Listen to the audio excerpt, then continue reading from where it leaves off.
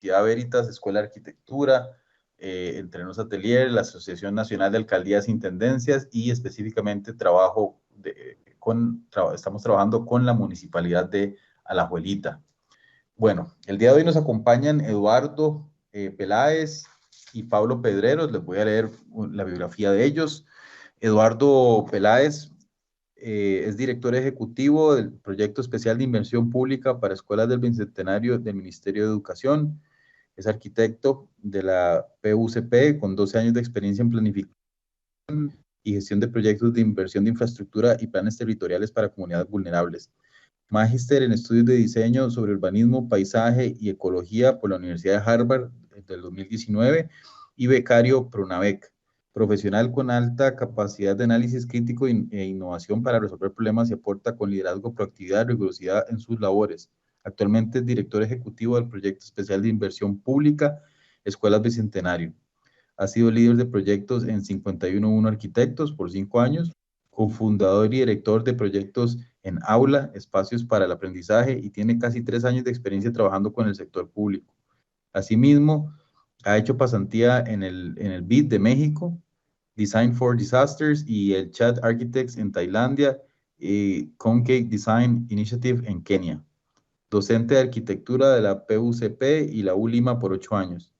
Asimismo, cuenta con un diplomado internacional en gerencia de proyectos por ESAN 2017 y un diploma de estudios de gestión pública por la PUCP 2020. Por su parte, tenemos también a Pablo Pedreros, es director de infraestructura educativa del Proyecto Especial de Inversión Pública de Escuelas Bicentenario del Ministerio de Educación. Pablo es arquitecto por la Pontificia Universidad Católica del Perú, con grado de magíster en Administración Estratégica de Empresas de Centrum y máster en Innovación y Creatividad de la EADA Business School de Barcelona. Con más de 15 años de experiencia en la gestión de proyectos de infraestructura, diseño arquitectónico, construcción y consultoría en inversión inmobiliaria.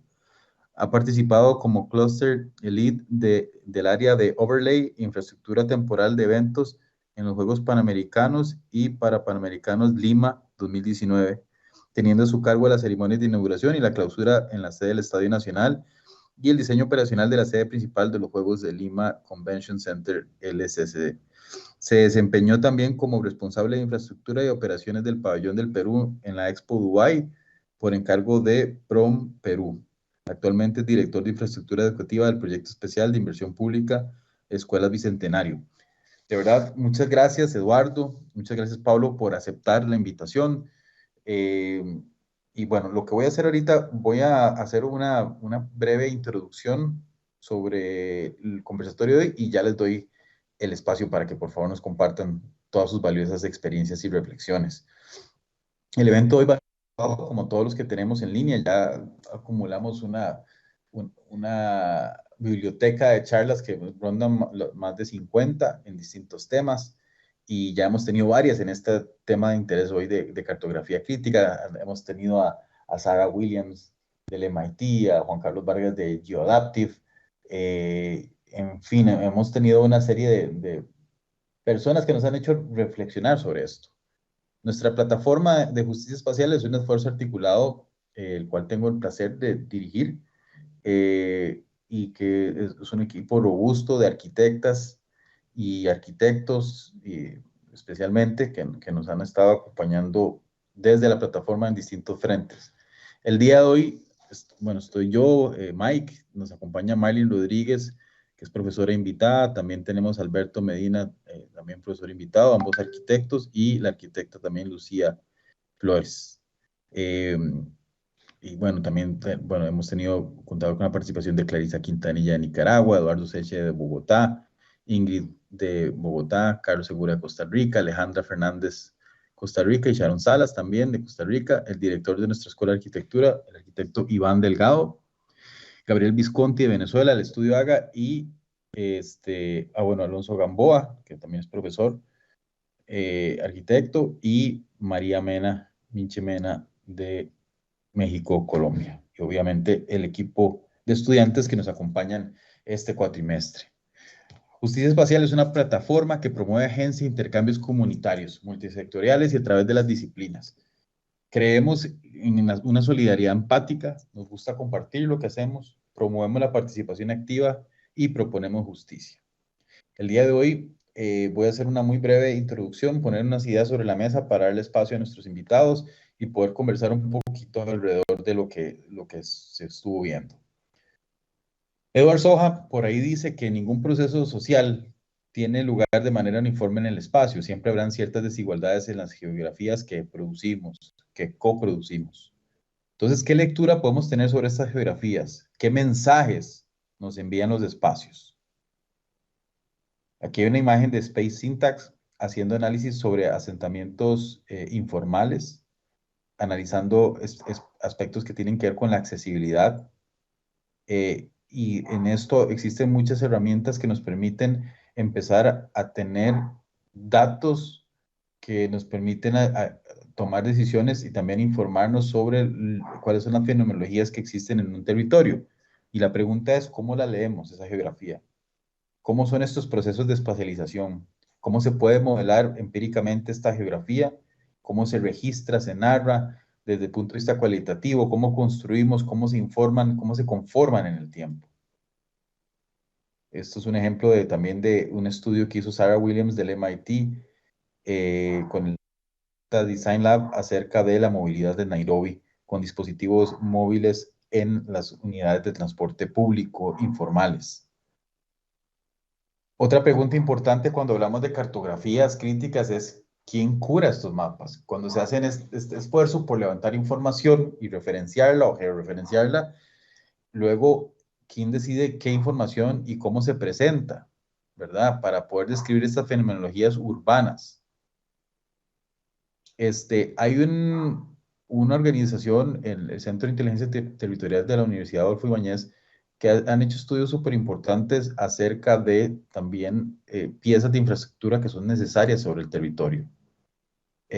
Y esto surge de un entendimiento territorial que nos hace abordar preguntas importantes de qué necesitamos, cualitativamente cómo lo entendemos y cómo lo podemos llevar a un sitio. Aquí hay un ejemplo también de otras formas de hacer cartografías, hacer correlaciones de los espacios y las historias que hay en sitio. Nos gusta mucho poner la referencia a los iconoclasistas en Argentina, donde ellos hacen cartografías participativas, ¿verdad? Entonces, al final del día, una cartografía puede ser también una herramienta para documentar vivencias, quehaceres, oficios, entendimientos del territorio, problemas en el territorio, etcétera, y que pueden ser de manera colaborativa, ¿verdad? Y que van generando una historia sobre el lugar y nos hace entender cómo los lugares operan, cómo funcionan, quiénes los habitan, cómo se habitan, ¿verdad? Entonces aquí hay algunos ejemplos que tiene que ver con esto que trabajan los iconoclasistas en técnicas un poco más analógicas, directamente trabajando en el campo con los verdaderos protagonistas, que son las personas que habitan, el habitante, el ciudadano, ¿verdad? Y al final del día con las cartografías lo que buscamos es entender estas formas de espacialización, ¿verdad? Y estas formas de espacialización, hemos tenido algunas discusiones importantes al inicio del curso. Hemos puesto como referencia las 5 formas de opresión de Iris Young, donde ella establece una herramienta de cómo se analiza las injusticias en el espacio a través de la explotación, la marginalización, la ausencia de poder, el dominio o control cultural y la violencia. Entonces, ella establece a través de su pentágono una forma de entender la inequidad, la injusticia en el espacio. Y esto puede ser, evidentemente, mapeado y explicado en un territorio. ¿Qué métodos hay cuando hablamos de esto? Bueno, pueden haber distintas formas de entender proximidades con respecto a un centro, ¿verdad? ¿Qué jerarquías hay? ¿Qué relaciones existen? ¿Qué grupos humanos conforman estos territorios?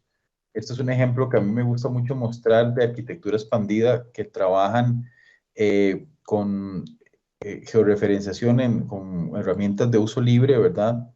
Donde van a través de múltiples capas contando una historia de problemas, de desigualdades, una historia de conectividades, de esfuerzos de activismo comunitario, de especulación inmobiliaria. Entonces, cómo a través de una serie de mapas que pueden trabajarse, por ejemplo, como en ArcGIS, vas estableciendo una secuencia, una historia que nos dice cómo funciona el territorio y cómo uno tal vez puede tener con las comunidades posibilidades de incidir de manera positiva en ese trabajo colaborativo, ¿verdad?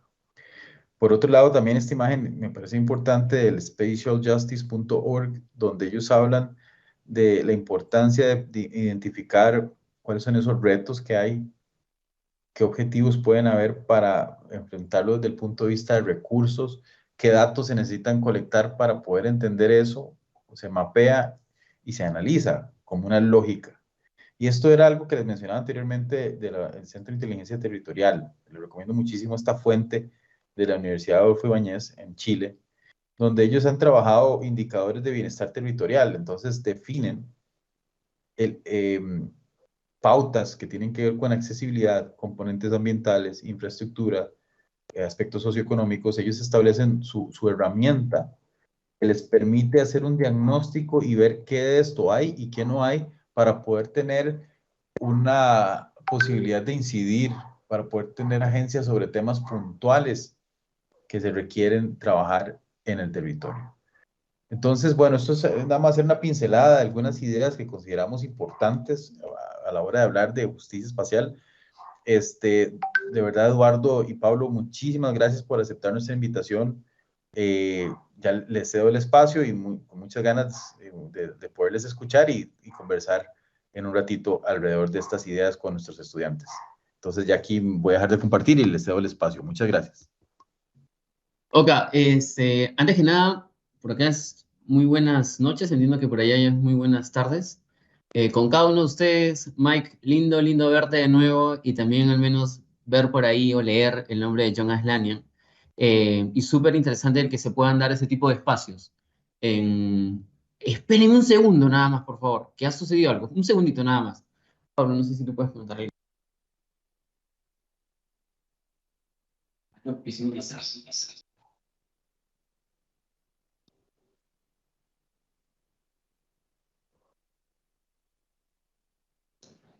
Listo, de verdad he tenido que salir un ratito por la sala. Sí se me está escuchando, ¿cierto? Sí, claro.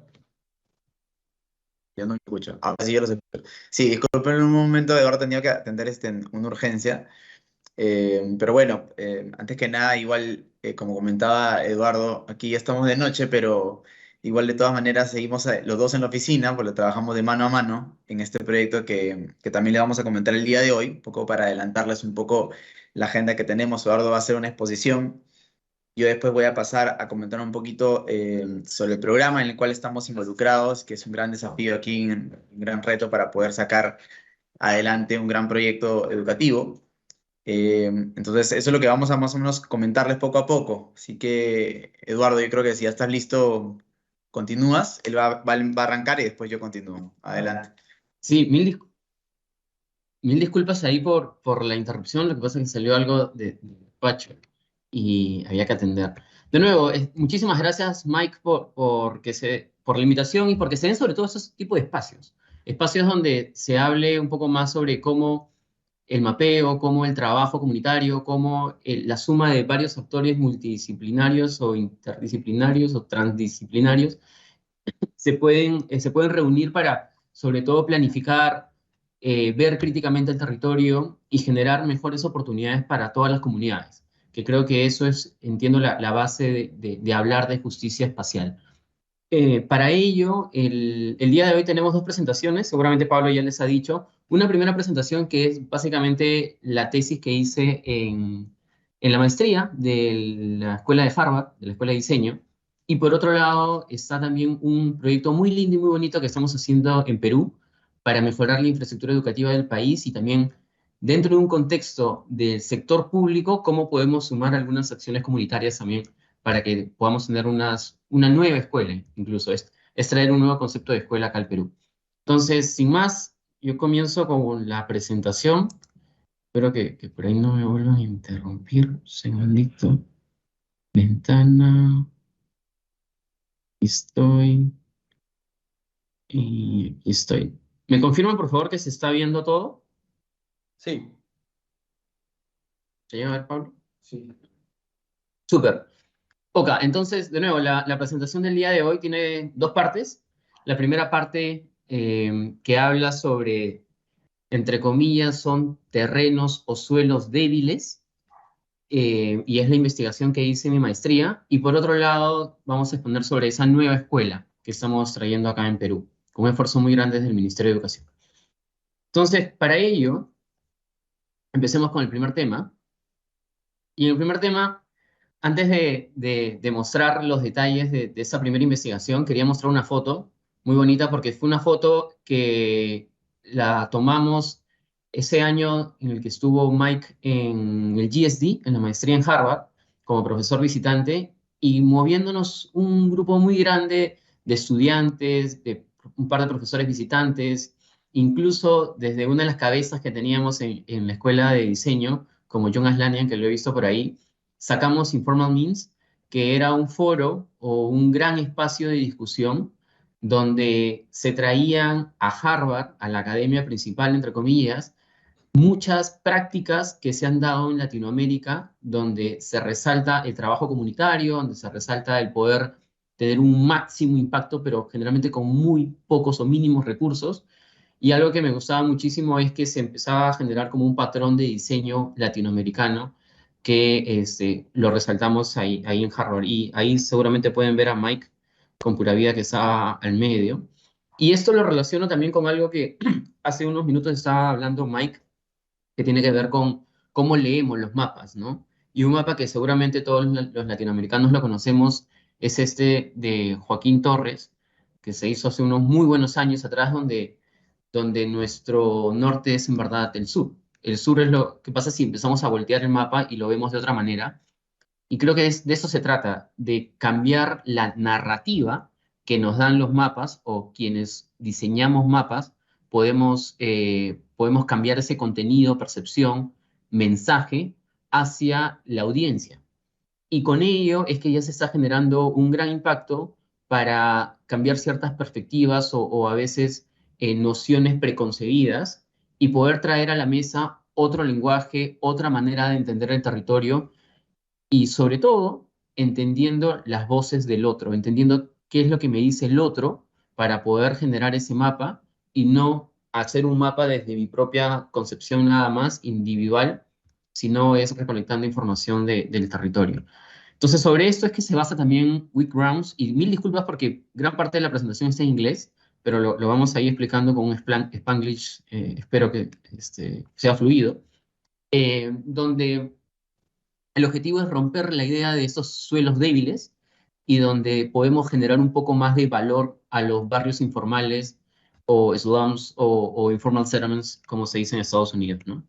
Entonces, lo primero que nos decían en la maestría era, tienes tres bloques. Primero, tu tema. Segundo, qué pregunta estás atacando. Y lo tercero es cómo aporta tu investigación al contenido global sobre este tipo de temas o tópicos que se están trabajando, ¿no? Entonces, lo primero que decía era que yo estoy trabajando en el entendimiento de los barrios informales o barrios autoconstruidos. ¿Y cuál es la relación de estos barrios autoconstruidos con su territorio? ¿Por qué? Porque la mayor cantidad de los barrios autoconstruidos en el mundo están ubicados justamente en las zonas más vulnerables de todos los territorios que se tienen. ¿Y por qué? Porque el suelo justamente ahí es un suelo muy barato que se puede ocupar. ¿Y por qué es que realizo esta investigación? ¿O qué quisiera como descubrir de ahí? Es entender que las comunidades se han posicionado en territorios con muchas vulnerabilidades y que a veces se piensa que desde la academia o desde grandes técnicos podemos eh, proveer de soluciones correctas, ¿no? Afines al territorio para mitigar ciertos riesgos, pero en verdad las comunidades que tienen muchos años en ese territorio se adaptan a esas vulnerabilidades y crean nuevo conocimiento adaptando su infraestructura. Y eso es lo que rescato. ¿Y para qué? Para que tanto de manera individual como colectiva se resalten esas estrategias de adaptación y que en vez de que la academia, y en este caso incluso Harvard, lleve conocimiento hacia algunas comunidades, es desde las comunidades de abajo cómo podemos generar conocimiento hacia la academia.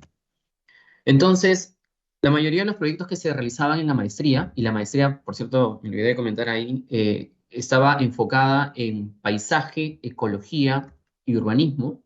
En mi caso lo traté de desarrollar en vez de pensar siempre en un project-based research. Lo que hice es pensar esta investigación entendiendo el corte. ¿Y el corte por qué? Porque cuando hago un corte, como arquitecto, como urbanista, puedo ver qué sucede arriba, pero también puedo ver cómo se mueve el territorio, o perdón, el terreno, el suelo.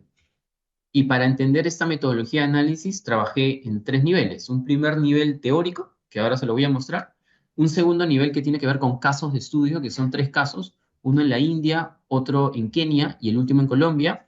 Y finalmente, cuáles son esas herramientas que se pueden rescatar desde el territorio, desde las comunidades.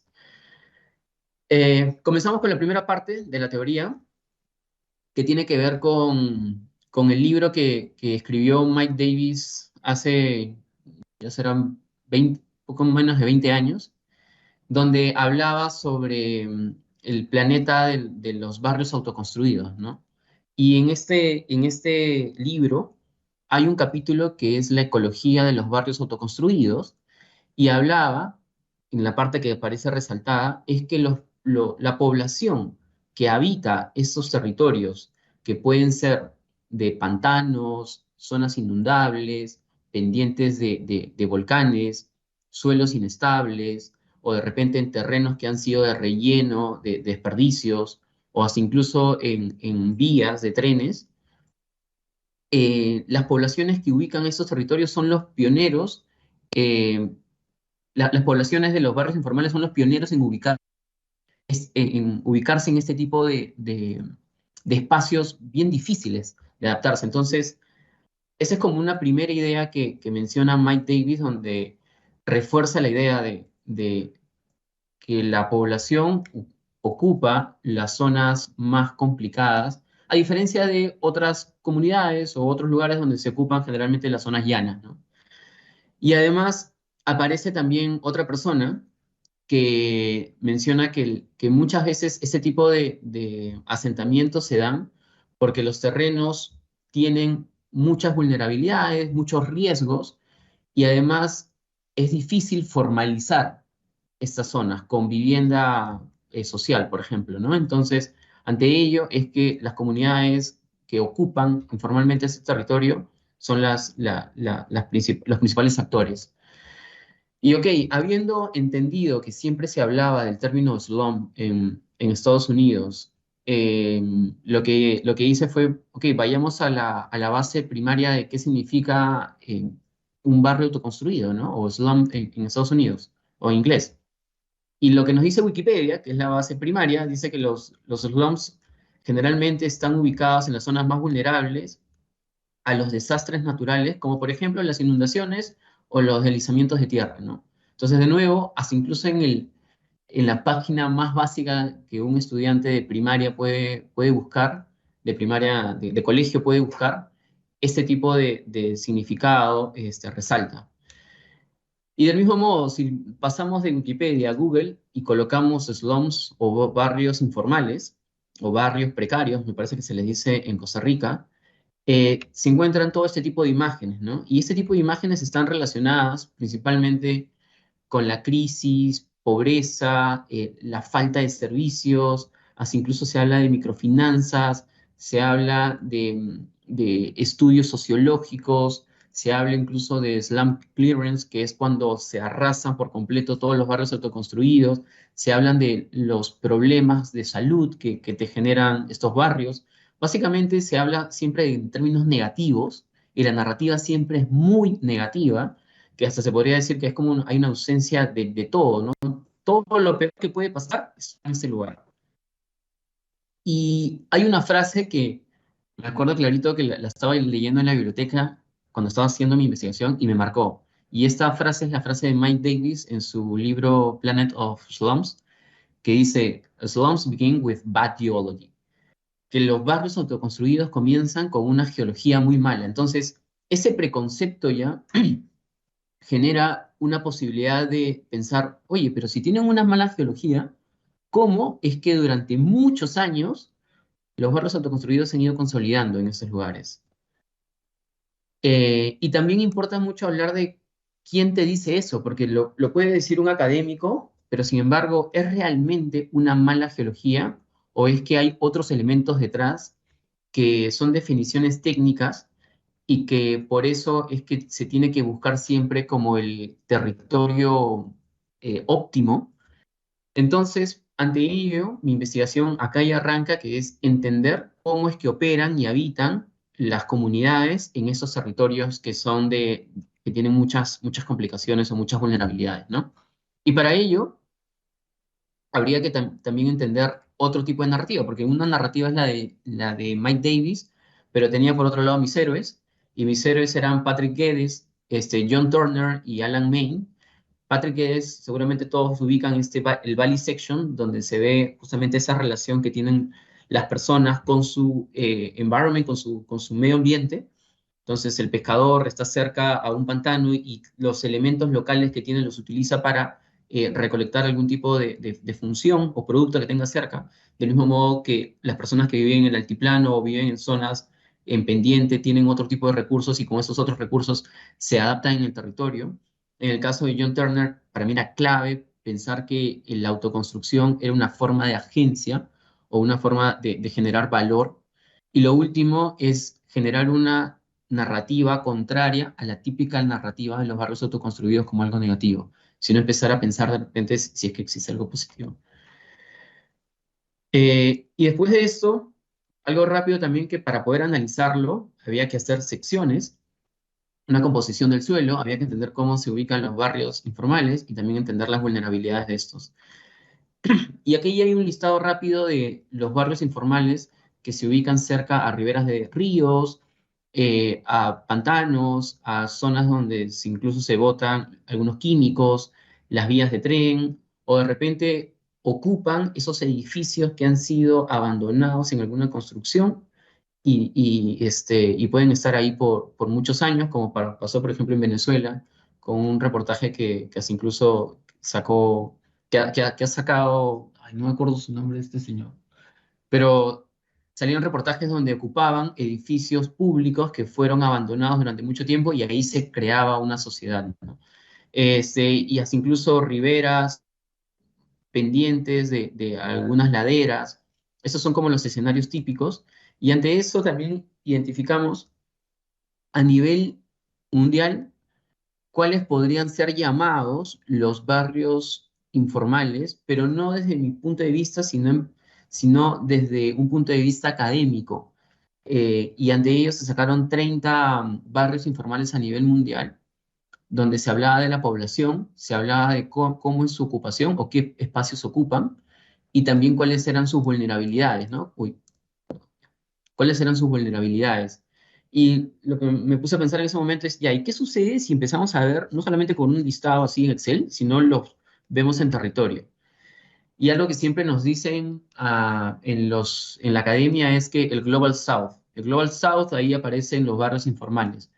Pero cuando ubicas cada uno de estos barrios, te das cuenta que no es Global South, que en verdad estos barrios informales están entre los trópicos, entre el trópico de Cáncer y el trópico de Capricornio, y en ese bloque es que se desarrollan todos los barrios, la mayor cantidad en todo caso de los barrios autoconstruidos.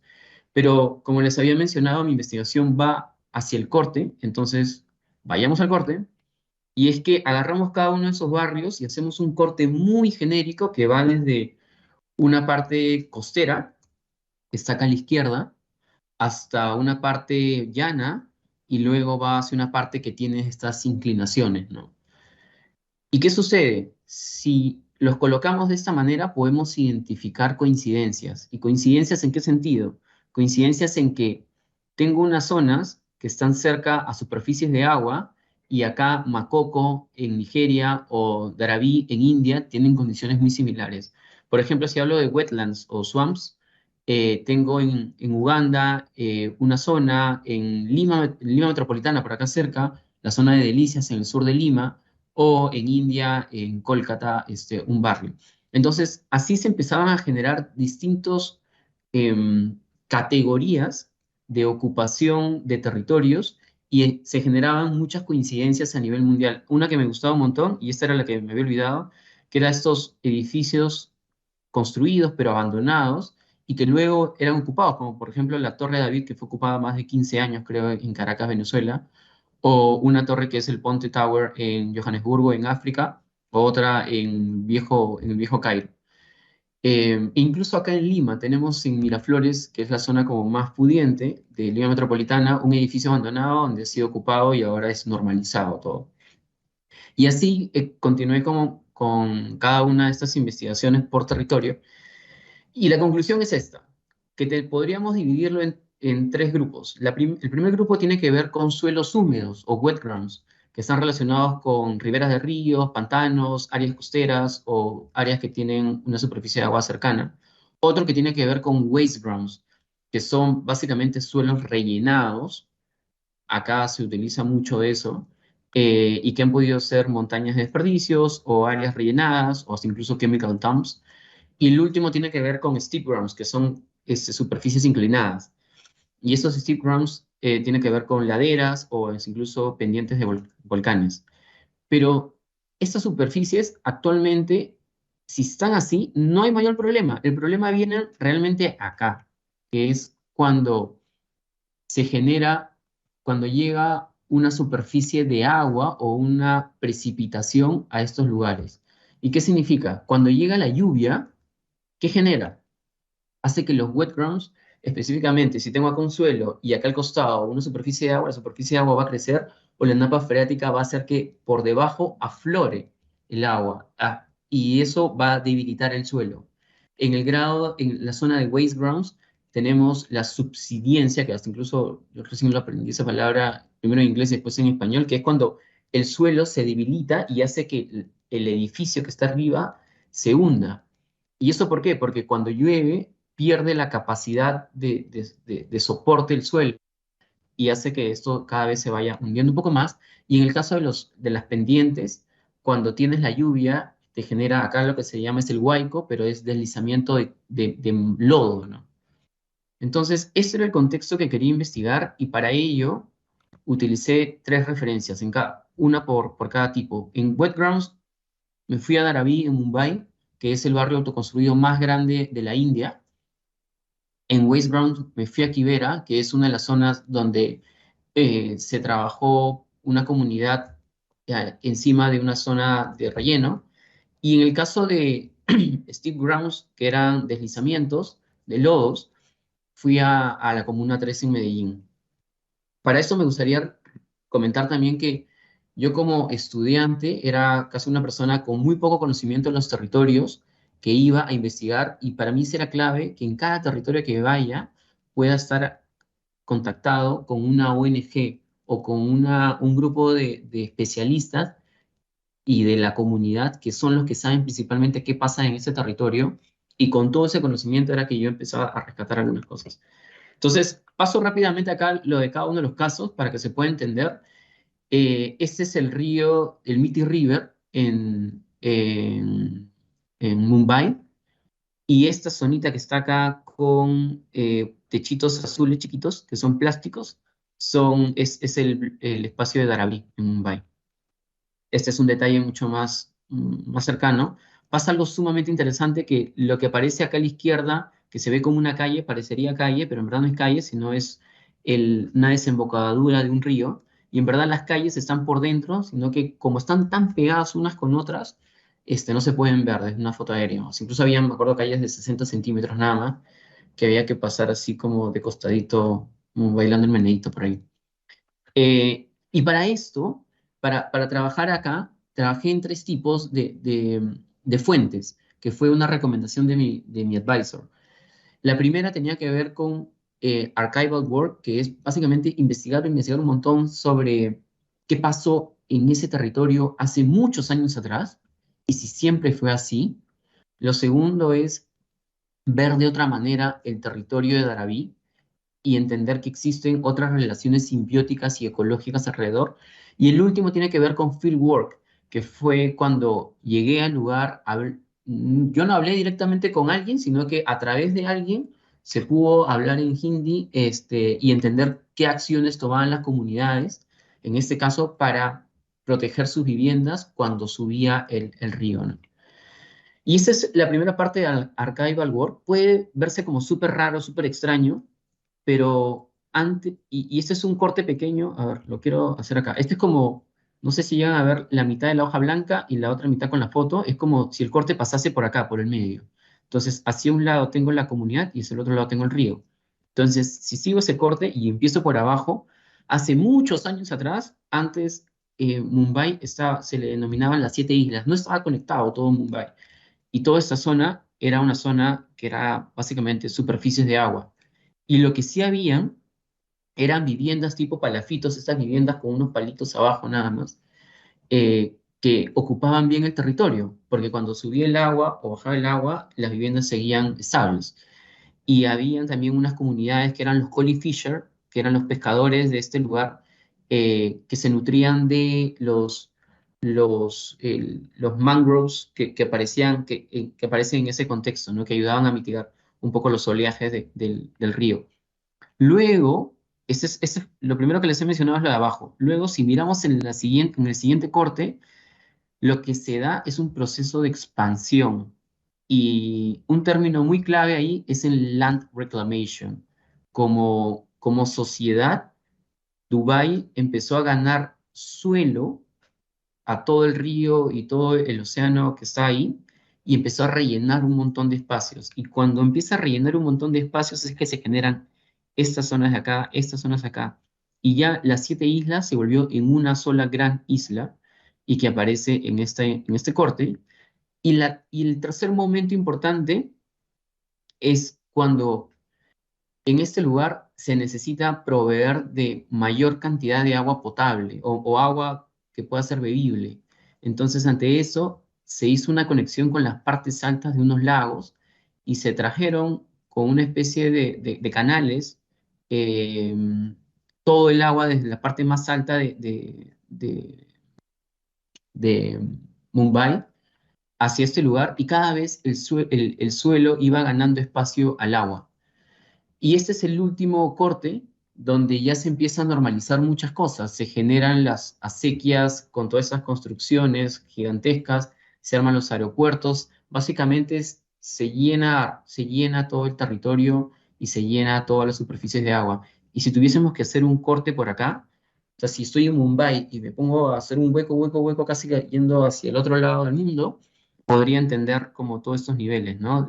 Aquí estaba las 7 islas, luego Land Reclamation, luego se dio esto lo de los Lake Reclamations, que es la reclamación de los lagos, y lo último, el bloque de neocolonialismo.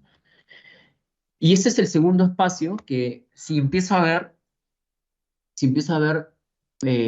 Daraví de otra forma, no de la forma típica como si fuese un barrio autoconstruido, sino empiezo a entender cuáles son sus ciclos de, de, de sus ciclos ecológicos en Daraví, entenderé que en Mumbai lo que tenemos es los vientos monzones y las lluvias monzones, en unas zonas, en unos momentos específicos que es durante el verano.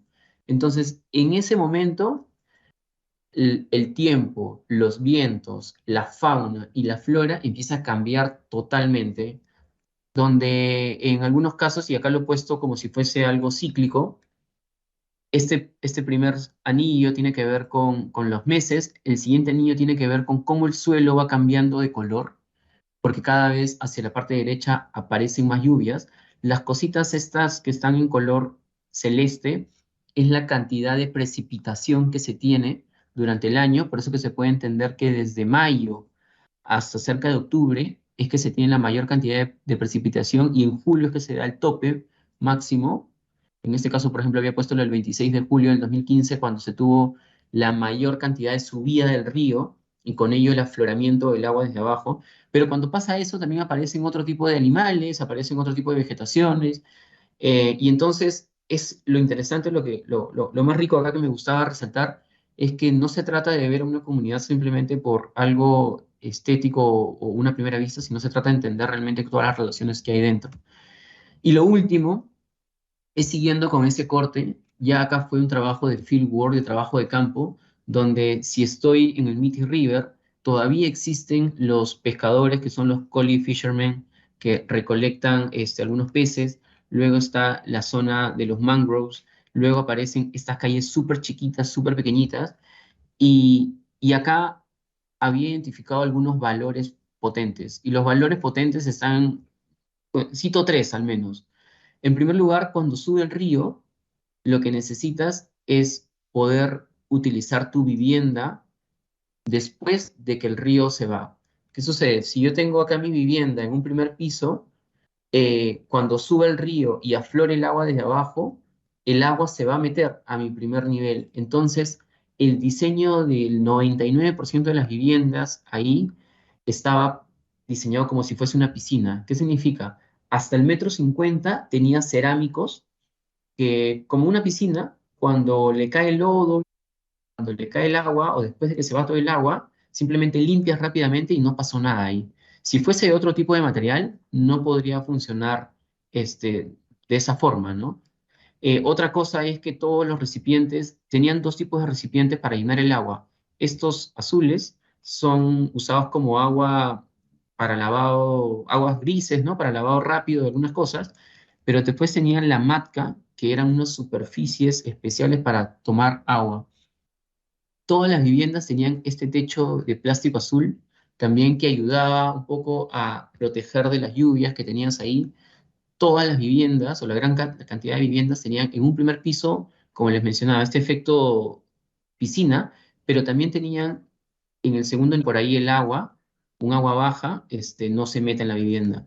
Luego adentro tenías estos cerámicos, ¿no? Que te generaban el efecto piscina.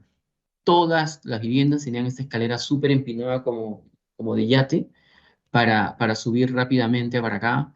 Todas las viviendas tenían estas coberturas con los plásticos, porque de los plásticos salió una manguera que te llenaba acá el barrilito este azul.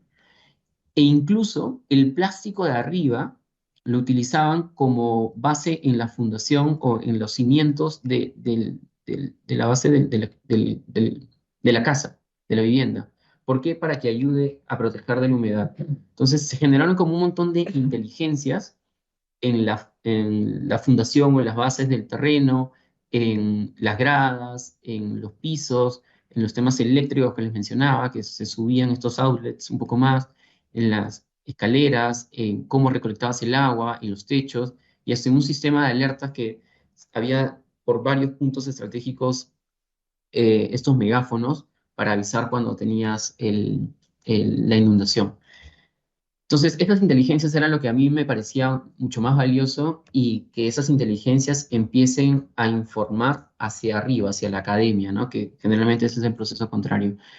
Y ya acá, con esto termino rápidamente. Esto lo mismo pasó en Nairobi, en Kibera, el mismo proceso donde se entendía cómo fue evolucionando a través de los años, cómo se desarrolla ahí el proceso del territorio con las precipitaciones y también entender cómo era la relación entre el suelo y las comunidades, ¿no? Algo que me parecía loquísimo y súper bueno es que a veces, por ejemplo, acá podemos pensar de que como tengo un terreno y coloco una losa de concreto, coloco un piso de concreto, ¿no? Ahí lo que hacían era, ubican estas cajas de plástico de Coca-Cola o estas cajas de cualquier tipo de marca, en verdad, donde llevas botellas de cerveza o lo que sea. Esas cajas se ponían abajo para que te ayuden para infiltrar la humedad y ayudaban a mejorar la resistencia del suelo. Y luego habían kioscos de agua donde también uno podía ir y recolectar el agua para que pueda utilizar en su vivienda. Y de nuevo, se generaban como un montón de inteligencias en ese territorio. Otro punto es que el suelo, como está lleno de, podemos decir, de relleno, el suelo podría estar contaminado. Entonces, hasta se armaban, en vez de tener tuberías subterráneas, se armaban tuberías aéreas, ¿no? Y esas tuberías aéreas garantizaban de que el agua no se contamine en algún momento, si es que se llegan a pinchar, porque generalmente se pinchan y te jalan por ahí agua.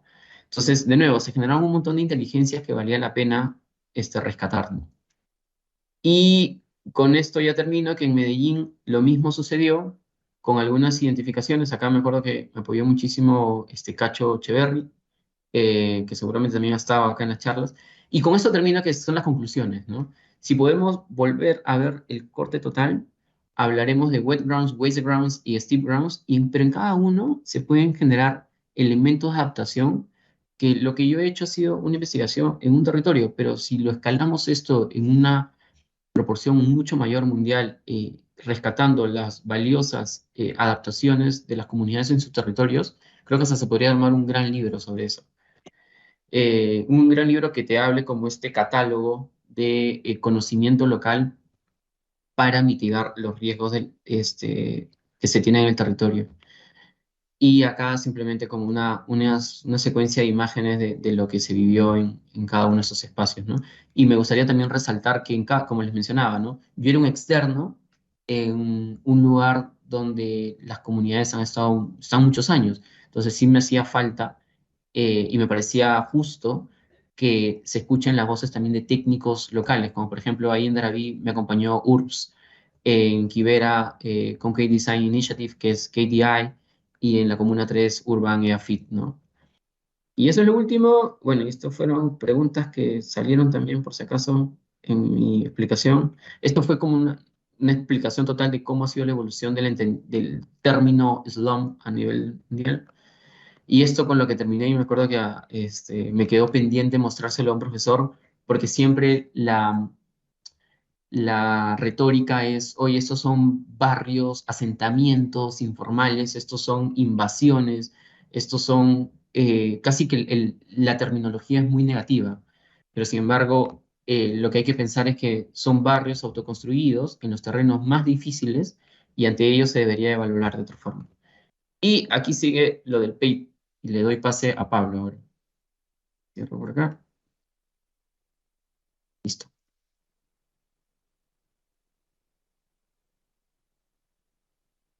Excelente, gracias, Eduardo. Voy a proceder a proyectar. Un segundo, por favor.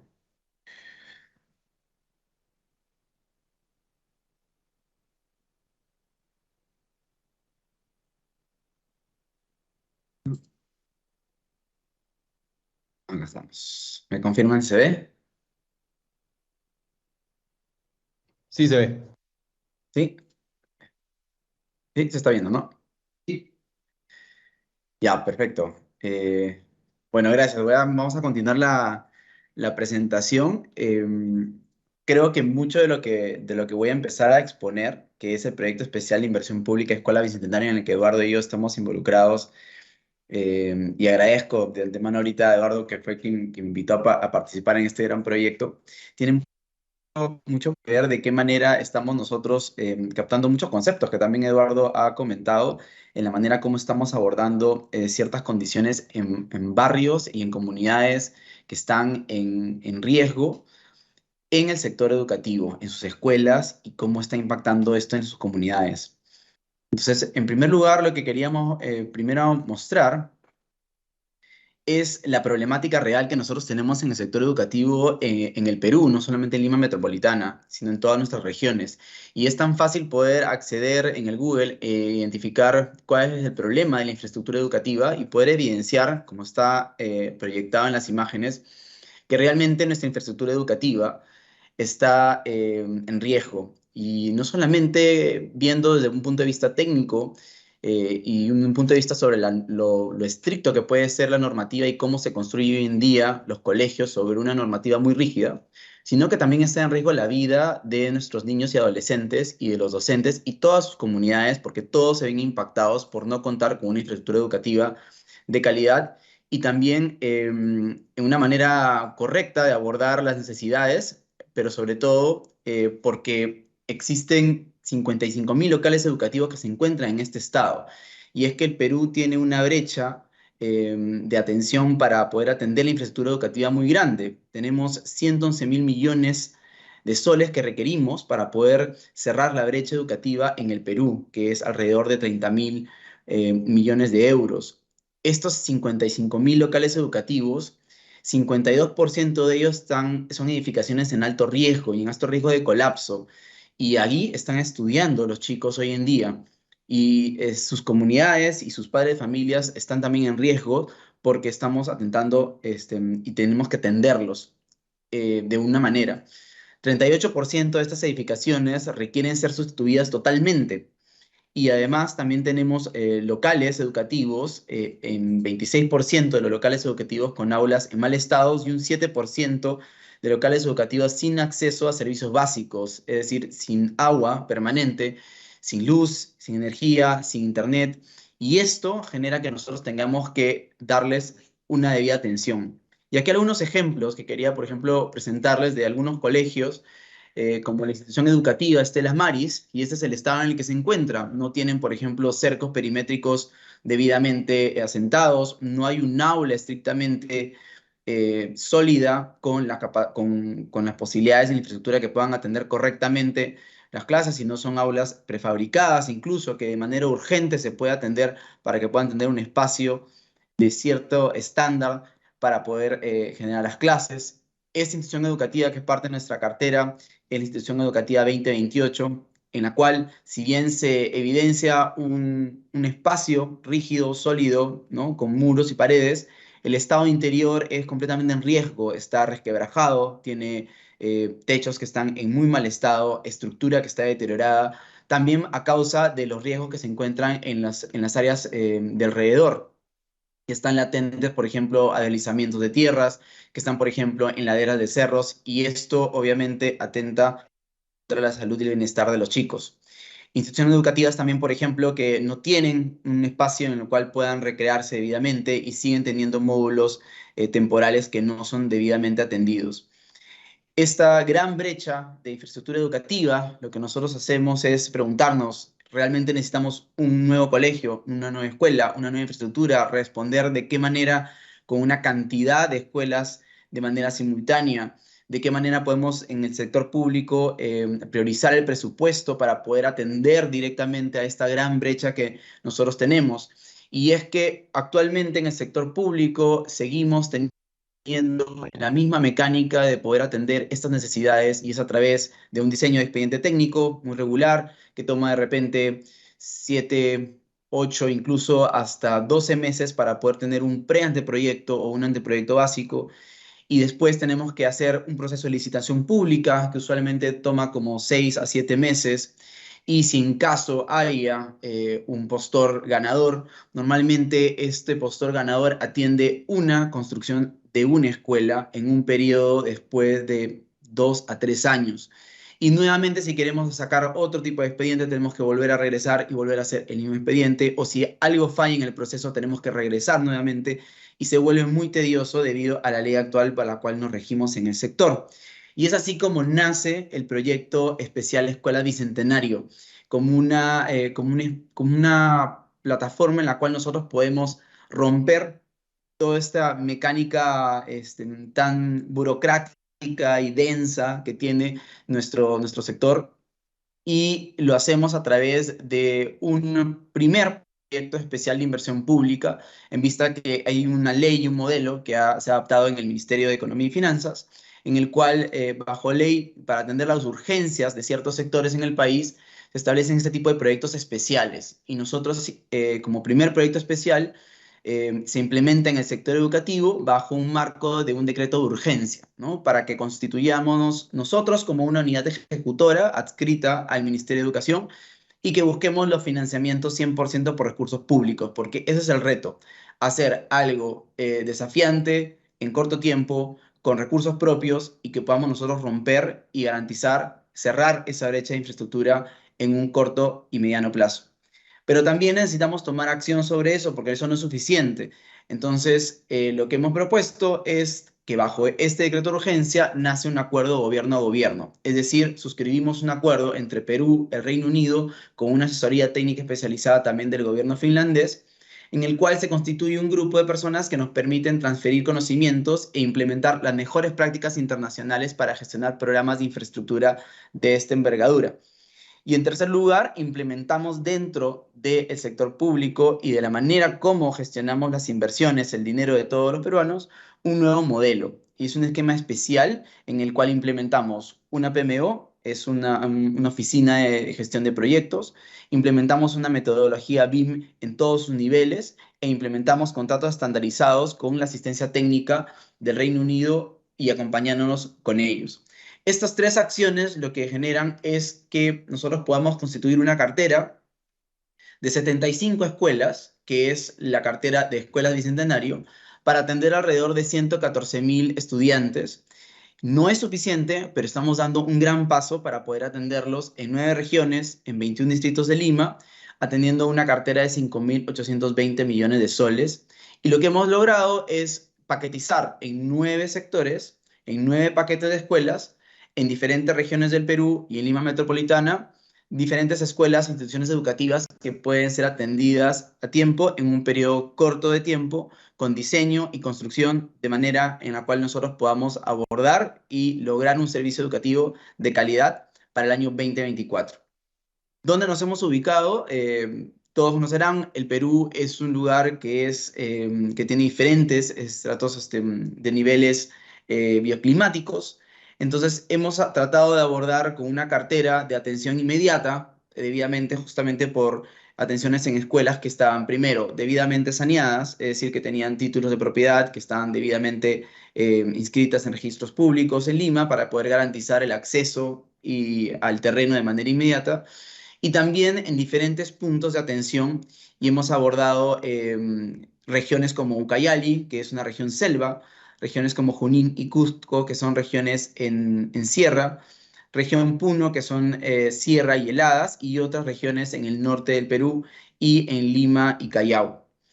Y lo que buscamos nosotros es realizar una infraestructura adecuada a esas condiciones bioclimáticas en costa, sierra y selva. Y lo hacemos a través de catálogos técnicos, en los cuales se han desarrollado ya previamente en una preinversión, en un estudio previo, y de esa manera nosotros lo que hemos desarrollado son 5 catálogos. Y ese es nuestro punto de partida sobre el cual nosotros empezamos las licitaciones para buscar a los contratistas que diseñen y construyan las escuelas. Un catálogo de costa, un catálogo de costa lluviosa, un catálogo en sierra, en selva y en heladas. Y de esa manera nosotros podemos definir parámetros y lineamientos de cómo la infraestructura tiene que ser correctamente abordada en cada uno de estos bioclimas. ¿Qué es lo que ocurre de manera siguiente? Nosotros lo que hacemos es implementar diversas facilidades a través de este nuevo modelo. Y hemos resumido estas facilidades en 5 y brevemente las paso. Primero, como comenté, tener una asistencia técnica especializada. Esta asistencia técnica especializada lo que nos va a brindar es las mejores prácticas para poder ejecutar toda la cartera de proyectos. En segundo lugar, instalar la oficina de gestión de proyectos para implementar herramientas, estrategias y poder tomar así las mejores decisiones de cada uno de los proyectos. En tercer lugar, la metodología BIM como un modelo único para poder ver toda la información de la edificación en un único espacio accesible, en un entorno común de datos que pueda permitir tener un control de los costos, porque es muy importante para la gestión de las inversiones, sino también poder abordar otros tipos de aspectos adicionales que podamos nosotros brindar también a la comunidad para una correcta gestión de la infraestructura. En cuarto lugar, hacer uso de contratos estandarizados que actualmente en el Perú se han venido usando, no es la primera vez, pero nosotros innovamos con un nuevo tipo de contrato para aterrizado puntualmente al tipo de cartera que tenemos. Y finalmente, usar herramientas de información que puedan ayudar a la correcta gestión, ¿no? Configurar sistemas para poder estandarizar y sistematizar todas las gestiones de costos, riesgos, cronograma, diseño, entre otros. La PMO como oficina de gestión de proyectos, o gestión de programa, se establece 6 pilares. Primero, tener un marco de gobernanza adecuado para poder aplicar niveles de validación, niveles que recopilen y comuniquen la información de manera adecuada y se pueden tomar decisiones oportunas y así poder garantizar el éxito de toda la cartera de proyectos y su ejecución. En segundo lugar, nuestra PMO asegura y da un soporte adecuado a las direcciones de línea, como la Dirección de Infraestructura y otras direcciones. Estandariza también diferentes tipos de planes, metodologías y herramientas y guías para poder usar de manera ágil todo lo que nosotros tenemos previsto para ejecutar. Genera una serie de reporterías para poder nosotros también informar los avances y también las gestiones que estamos haciendo de las inversiones en el Perú hacia externos o también hacia nosotros para poder articular con todas las partes interesadas externas, como el ministerio, como el MEF, como gremios, etc. Tenemos también un plan de transferencia de conocimiento que lo que busca es prestar un aprendizaje formal y social, y esto permite a nosotros, a todos los colaboradores del PIP, generar mayores capacidades y poder tener continuidad también de poder llevar a cabo otros tipos de programas de este calibre, teniendo ya conocimientos y también aplicándolos en la cancha, ¿no? Haciendo el diseño y haciendo la gestión de todo lo que involucra gestionar una cartera de este tipo. Y finalmente un legado, porque lo que busca nuestra oficina es generar información que pueda ser replicable y que pueda también brindar mejoras no solamente al sector, sino también a otros sectores, y de esta manera nosotros poder replicar correctamente este modelo que estamos implementando. Y en el caso del diseño, nosotros, junto con la asistencia técnica especializada, estamos promoviendo innovaciones, y nuestras innovaciones a nivel de diseño se sostienen en 5 pilares. Pero previo a esto sí me gustaría detenerme un poquito, porque más allá de lo que nosotros brindamos como innovación en conjunto con la asistencia técnica, parte también de entender de que la normativa educativa tiene un tipo de regulación que, si bien no nos alejamos de ella a la hora de diseñar, porque tenemos que regular de todas maneras dentro de ese marco, se aborda el diseño usual de las escuelas de una manera muy estricta y demasiado regulada.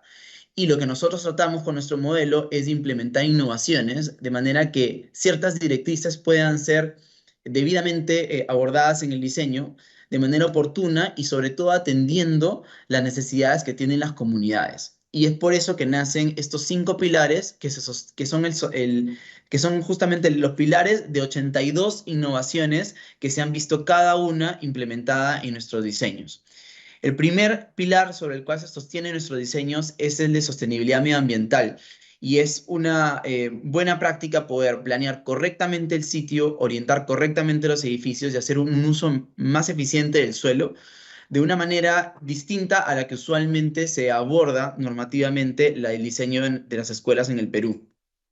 Y eso está muy ligado a también entender correctamente el sitio para que también podamos nosotros prever resistencias a peligros naturales, a deslizamientos de suelos, a deslizamientos en laderas, a inundaciones, a problemas que están en napas freáticas, en lugares que están en riesgo de realmente poder no contar con una infraestructura adecuada, y se improvisan muchas cosas. Y la intención de este pilar es justamente mejorar accesibilidad, poder hacer un edificio que sea resiliente a eventos de desastres naturales, a los cuales también el Perú no es ajeno. Nuestro tercer pilar es clave y es muy importante, que es el de inclusión y comunidad, y es la búsqueda de poder reforzar que nosotros hagamos un diseño con una identidad, abocados a escuchar a las comunidades, recoger información de ellas y poder nosotros implementarlas en el diseño. Nuestro cuarto pilar es el de entornos educativos, que es la búsqueda ya dentro de la misma escuela, buscar espacios en un aprendizaje flexible, una manera diferente de cómo poder retar al docente y retar al alumno a aprender de una manera diferente, y al docente de poder impartir. Y eso está muy de la mano también de poder impulsar un programa de capacitación, porque no solamente nosotros vamos a proveer un espacio, sino también hay todo un tema pedagógico detrás que acompaña también a implementar espacios interiores, espacios exteriores dentro de la misma institución educativa, pero también acompañado con mobiliarios polifuncionales y confortables. Y finalmente, un pilar importante es brindar construcción de calidad. Es decir, buscar no solamente una identidad a modo de infraestructura nueva y segura, sino que también sea sostenible en el tiempo, y las comunidades, que son las encargadas de velar por el mantenimiento, puedan tener también facilidad de ello, y que de esa manera la infraestructura no se deteriore en el tiempo. Y eso haciendo uso de una metodología BIM, haciendo uso también de mucho relacionamiento con ellos, pero sobre todo de buscar un tipo de material y estructura que esté acorde a su realidad. De esta manera, nosotros lo que buscamos no es una escuela convencional, sino es una nueva escuela con espacios abiertos a la comunidad. Es decir, buscar que no solamente ese concepto y pilar de inclusión y comunidad se dé en la infraestructura, sino también se dé hacia toda la comunidad, con espacios que puedan ellos usar fuera de las aulas y fuera del horario académico. Proponemos también que se innove espacialmente espacios polifuncionales, ¿no? Con paredes abatibles, con muebles móviles, que faciliten un tipo de aprendizaje distinto.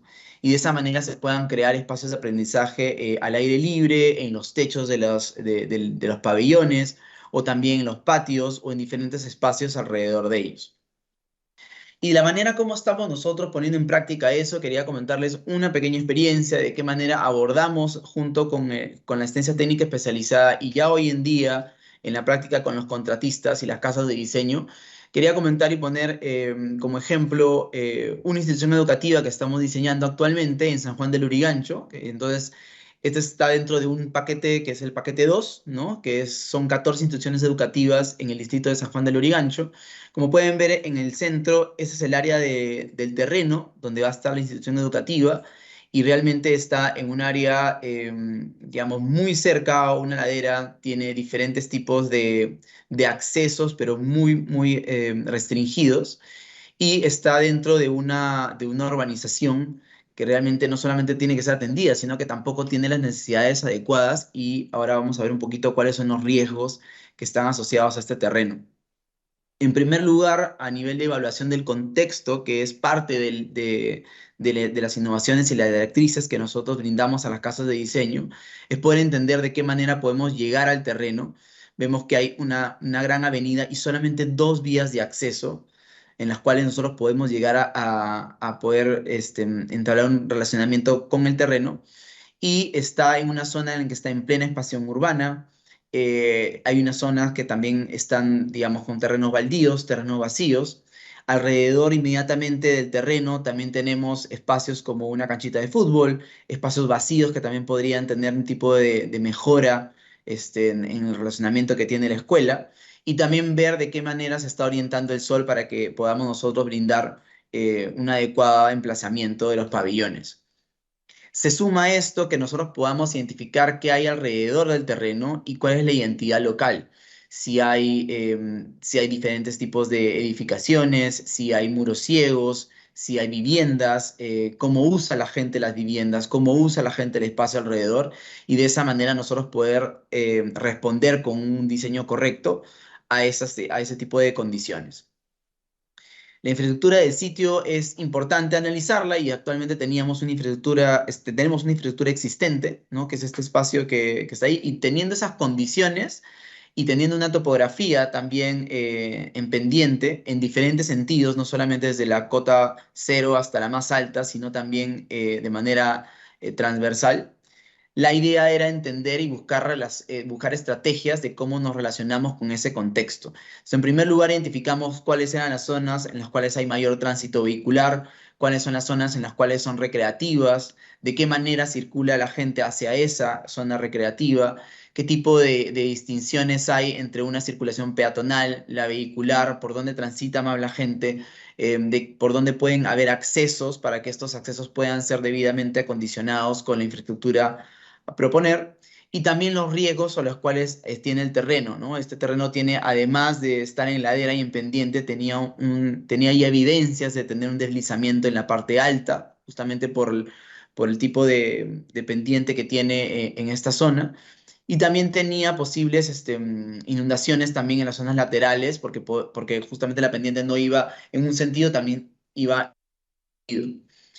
¿Y de qué manera nosotros podíamos responder a esto? Entonces trabajamos en conjunto con la casa de diseño, trabajamos en conjunto con estas directrices, siguiendo las bases de diseño y podemos abordar con una opción, por ejemplo, una manera adecuada de mantener la infraestructura existente, buscar relacionamiento de entradas o de salidas hacia áreas recreativas que son parte del contexto y que usa la comunidad, y también brindar hacia la mayor circulación espacios abiertos que no tengan necesariamente, digamos, al tener muros ciegos o al tener vivienda, puedan relacionarse directamente con áreas recreativas de la misma institución educativa, pero que también la comunidad los puede usar en determinado momento. Entonces, este planteamiento se da como un primer acercamiento. Tenemos un segundo acercamiento también, porque siempre en este proceso de diseño, pues hay diferentes tipos de alternativas para poder dar una misma solución, pero siempre atendiendo ese tipo de condicionantes que tiene el contexto y a partir de ello poder desarrollar correctamente una infraestructura. Algo que usualmente hoy en día no se hace, pero que nosotros tratamos de hacerlo teniendo como bases de diseño y en el contrato con los contratistas algo que es de obligación a cumplir. Otro punto importante que nosotros tenemos es de qué manera nos relacionamos con las comunidades. Y un primer relacionamiento con las comunidades educativas, es decir, los docentes, los alumnos, los directores, los padres de familia, las organizaciones que justamente están en resguardando la educación de los niños y adolescentes de la zona, es haciendo visitas institucionales en todas las regiones visitando, impartiendo un poco conocimiento acerca del nuevo modelo, generando confianza con ellos, mostrando los avances, el programa, el progreso que está teniendo el proyecto y mostrando también avances en el diseño. Y de una manera mucho más regular, teniendo reuniones de socialización, sean virtuales o sean presenciales, con todas las comunidades educativas. Diariamente se tiene un contacto para mantener comunicados y mantener también la confianza que se viene ganando poco a poco con ellos. Y un segundo relacionamiento que tenemos, que es muy importante, es Catibot y VicenteBot. Y estos dos son aplicativos que conjuntamente con la asistencia técnica se han desarrollado y hace partícipe a toda la comunidad y sobre todo a los usuarios directos, que son los niños y adolescentes, los hace partícipes del diseño a través de este aplicativo. Es una herramienta digital en la cual ellos pueden generar diferentes tipos de opiniones a través de una encuesta muy amigable y pueden definir también algunos lineamientos a considerar en el diseño para poder generar entornos de aprendizaje distintos, sobre todo adecuados a lo que ellos desean directamente. De los resultados, hasta la fecha hemos tenido de las 75 instituciones educativas, 54 instituciones educativas intervenidas, en 7 regiones, 33 estudiantes, en grados de sexto de primaria hasta cuarto de secundaria, y también a docentes, a 1.800 docentes han sido encuestados hasta el momento, ¿no? Y el objetivo es identificar de manera participativa mejoras, sobre todo de manera oportuna, para poder nosotros implementar esto en nuestros diseños. Objetivos específicos, 3 fundamentalmente: fomentar la participación de la comunidad, que se sientan que están participando dentro del diseño de las escuelas. En segundo, identificar qué prefieren, qué manera distinta tienen de recrearse dentro de la escuela, de aprender dentro de la escuela y también de enseñar dentro de los espacios. Y en tercer lugar, contar con mayor presencia y posicionamiento en las regiones para poder tener una mayor comunicación con cada uno de los ciudadanos a pie. Este es el caso, por ejemplo, del paquete 2, también en el distrito de San Juan del Lurigancho. Se impartió en las 11 instituciones educativas de las 14, 4.711 alumnos encuestados y 341 docentes. Y los resultados, ¿de qué manera se dan? A través de una encuesta en el aplicativo. Preguntamos, por ejemplo, dentro de varias preguntas que se le hacen, qué tipo de equipos les gustaría tener en el patio de su escuela. Entonces, la mayoría, por ejemplo, entre las opciones que se le presentan, dicen queremos más columpios. En segundo lugar, queremos un muro de escalada. Entonces, nosotros vamos recogiendo esos elementos y vemos en qué espacios puede ser posible implementarlos y con qué recursos también poder implementarlos. Por ejemplo, ¿qué actividad les gustaría hacer durante el horario de recreo, ¿no? ¿Cómo les gustaría salir al recreo y quieren jugar, quieren correr, quieren leer? Y la mayoría, por ejemplo, en esta institución educativa decía, solo quiero pasar el rato. Entonces buscamos espacios de socialización dentro de los espacios comunes que tienen fuera de las aulas para poder generar ese tipo de dinamismo a la hora de que ellos se recrean y pasan el rato fuera de las aulas. También se preguntamos, por ejemplo, qué tipo de colores o patrones prefieren tener en los espacios exteriores para poder dar una identidad adecuada a la comunidad a la cual estamos atendiendo. Entonces, por ejemplo, en esta institución educativa se determinó, por ejemplo, que les gustaban los colores vivos y brillantes y de esta manera, con una paleta básica de colores y con esos lineamientos, el contratista puede proponer algo adecuado y a la hora que vamos a la comunidad a presentárselos, ellos ya se sienten identificados que han sido parte y ya hemos recogido nosotros lo que ellos también desean. Otra pregunta, por ejemplo, que es importante es, por ejemplo, qué temas les gustaría ver pintados en las superficies exteriores, ¿no? Como por ejemplo imágenes relacionadas a su identidad escolar o imágenes relacionadas a la educación o a la cultura de cada una de las regiones, y en su mayoría en Lima eligieron, por ejemplo, en esta institución educativa, imágenes relacionadas con la educación, ¿no? Como símbolos matemáticos, símbolos de deportes, insignias, logros que ellos podían tener, y eso se ve también reflejado en los diseños. Aquí, por ejemplo, algunos ejemplos en imágenes de cómo se ha desarrollado, ya sea de manera remota o presencial, con los alumnos, y hemos podido recoger de ellos también sus inquietudes, escucharlos y de qué manera mejor que hacer también interactiva, adecuarnos a la manera interactiva en la cual ellos también se comunican a través de una herramienta digital como un aplicativo. Los resultados de esta institución educativa en el paquete 2 fue que los alumnos prefieren estudiar en aulas tradicionales y ser dirigidos por el maestro, ¿no? Los docentes encuestados también apoyan este seguimiento de una manera más tradicional. Y también obviamente eso es considerado porque está dentro de las posibilidades que nosotros podemos atender.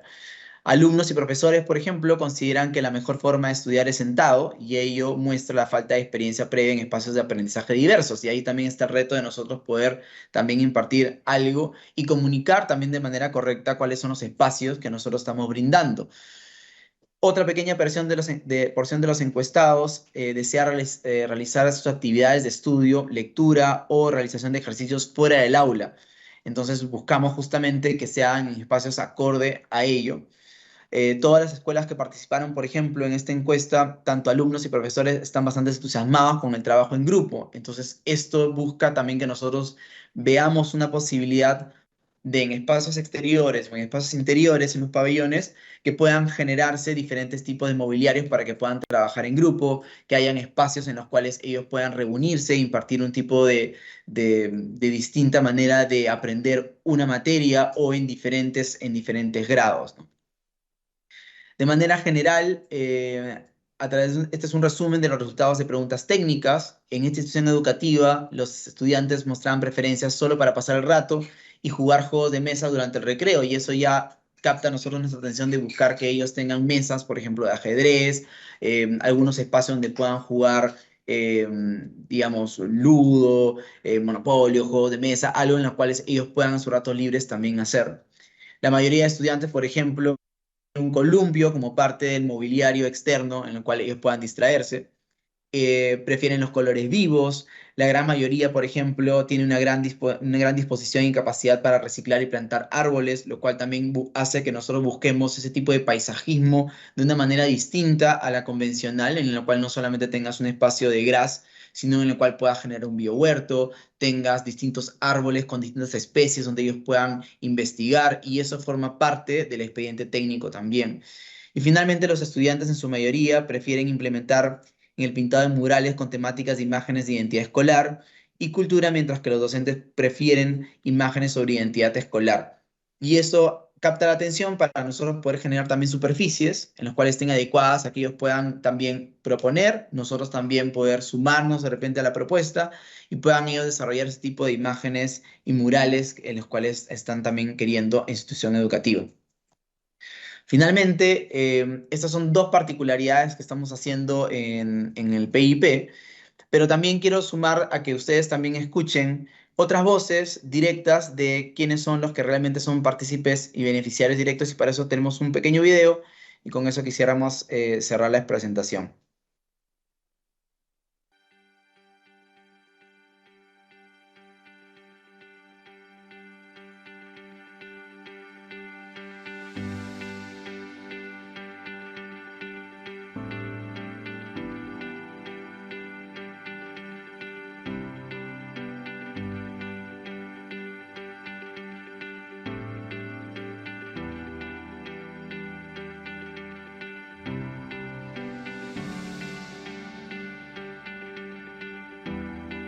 Estos estudiantes no se conocen, pero tienen algo en común. Sus escuelas se transformarán por completo y contarán con una moderna infraestructura educativa, con estándares internacionales, que impulsará los aprendizajes y la formación ciudadana de todos sus alumnos. Así como ellos, más de 114,000 estudiantes de 75 escuelas en 9 regiones del país y Lima metropolitana contarán con nuevos espacios educativos totalmente equipados, a cargo del Proyecto Especial de Inversión Pública Escuelas Bicentenario del Ministerio de Educación. Escuelas Bicentenario es el primer proyecto especial de inversión pública desde el sector educación, que cuenta con la asistencia técnica especializada del consorcio británico-finlandés Koulu, en el marco del acuerdo gobierno-gobierno con Reino Unido. Estamos aquí para ayudar a entregar las 75 escuelas Bicentenario con la más alta calidad y a tiempo.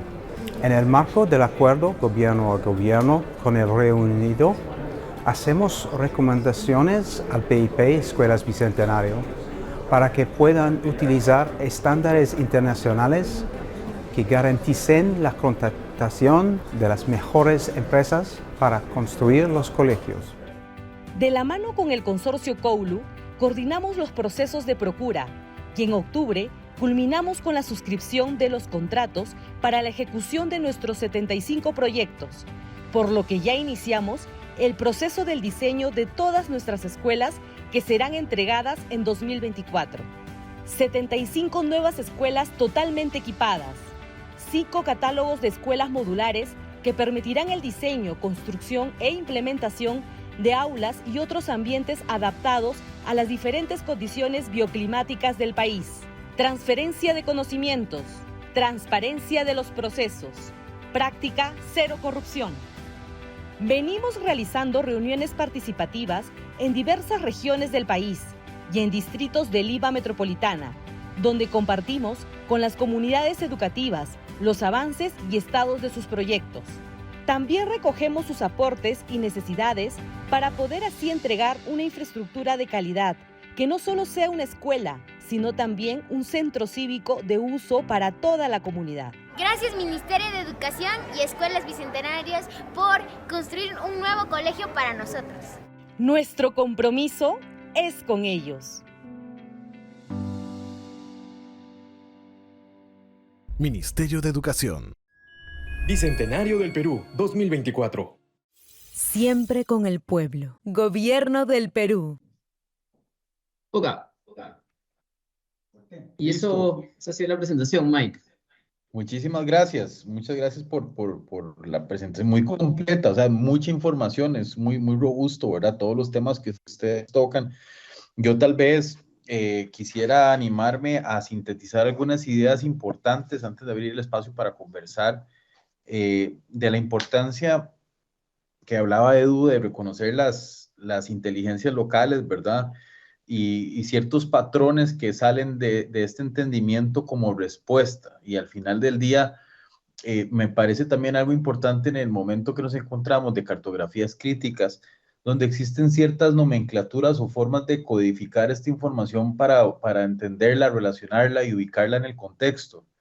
Yo creo que esas cosas son bien importantes. También algo que hablaba Edu de manera de procesos y de investigación, es algo que Teddy Cruz y Fona Forman en algún momento nos compartieron en este espacio, que es lo que ellos mencionaban, la humildad epistemológica, ¿verdad? De esta noción de verdaderamente reconocer en el lugar sus fortalezas, sus oportunidades y que las herramientas que tenemos son facilitadores de procesos, pero no más que eso, ¿verdad? No pueden estar por encima de los intereses, del bienestar y las necesidades de una comunidad. Entonces creo que por ahí hay cosas muy importantes que vale la pena reconocer y poderlas contextualizar o aterrizarlas en una explicación contextual. En el contexto están, la cosa es más bien cómo poder narrar bien esa historia para tener un pensamiento crítico sobre el territorio.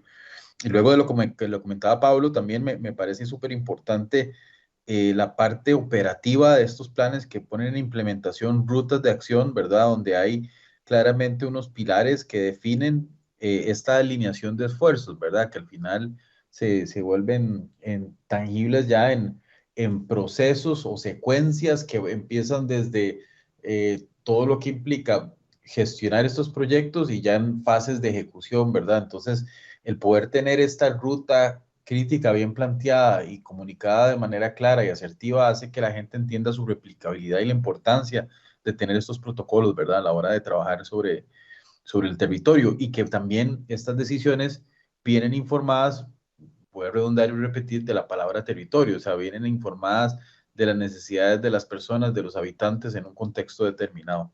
Entonces, de verdad, muchísimas gracias por compartirnos el día de hoy estas reflexiones y experiencias en el campo, ¿verdad? Donde toca arrollarse las mangas y entrarle duro, ¿verdad? A esto. Entonces, de verdad, muy agradecidos con eso. Creo que estamos. Eduardo y Pablo, de verdad, muchas gracias por sacar el ratito. Sabemos que están muy ocupados y vaya responsabilidad la que tienen entre manos en este momento. Entonces, se agradece muchísimo el espacio.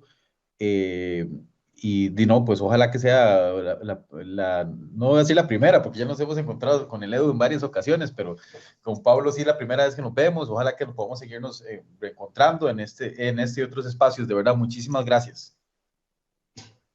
Gracias a ti, Mike, por la invitación, sobre todo para comentar un poco lo que se ha hecho en la tesis y acá con Pablo para comentar lo que hacemos desde Escuelas Bicentenario, y felicitaciones por el espacio que tienen, ¿no? Para poder generar esa conciencia de nuestros estudiantes sobre dónde es que tenemos que mirar principalmente el territorio. Muchas gracias, que tengan muy buena Así es, noche. muchas gracias. Gracias por la invitación. Gracias, que estén bien. Un abrazo, cuídense todos. Gracias. Un abrazo a todos.